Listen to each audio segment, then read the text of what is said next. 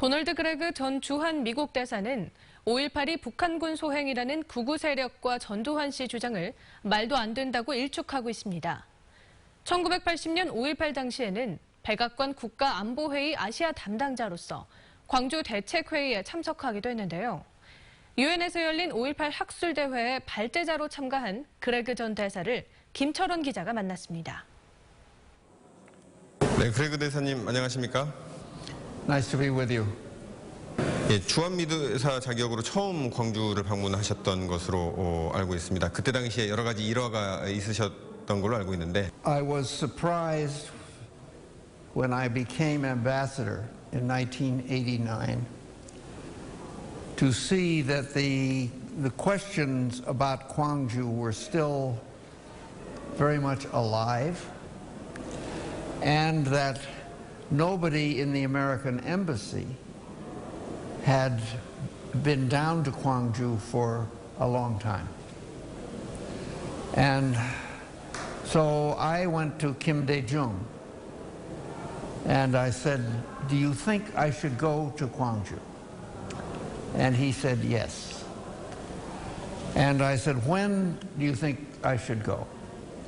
And he said, go in the winter when the classes at Chonam University are not being held. And there will be less opportunity for a riot to take place. 어떻게 그래도 그때 당시만 하더라도 10년밖에 5.18 이후에 10년밖에 지나지 않아서 그 광주에 오시기가 좀 힘드셨을 것 같은데 용기를 냈다고 해야 될까요? 아니면은 어떻게 그런 결심을 하게 되셨습니까? I knew there were unanswered questions in the minds of the Korean people.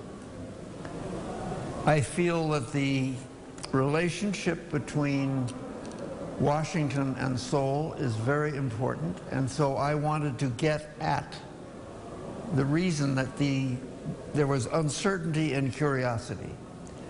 And so as soon as I arrived in Gwangju, the immediate question from everybody was, have you come to apologize for what you did in Gwangju? And my answer was no. We don't need to apologize for anything we did.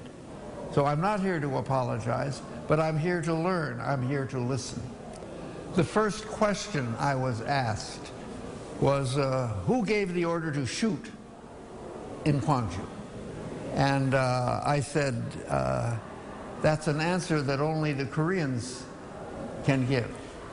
And they didn't like that. They said, oh, that's not true. You have satellites, you're watching, you see everything that's going on. You know who gave the order to shoot. I said, that's not true. We can see some things, but we don't know what's going on in people's heads. And so the order to shoot is a Korean question that only Koreans can answer. 최근에 그 전두환 씨가 5.18은 폭동이고 그것은 거기와 본인은 전혀 관련이 없다. 뭐 이런 회고록을 낸 바가 있습니다. I never liked Chun Doo-hwan, and hearing what you just said, I like him even less. I think that the Gwangju people are wonderful people. I have great admiration for them.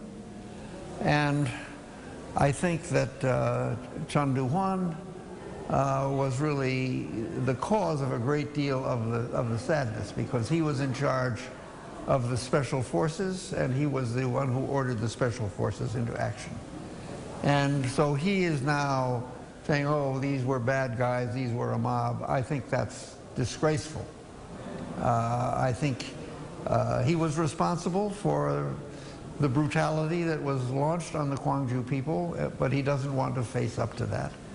And I say, I never liked him, and I like him even less hearing that that is what he's trying to say. 그 한국에서는 5.18 때 북한군이 침투해서 선동에서 일어난 폭동이다, 이런 주장을 하는 분들이 여전히 있습니다. I understand it. We do the same kind of thing in the United States, where something happens And everybody is finding somebody to blame. It says it's his fault. It's not my fault. It's his fault.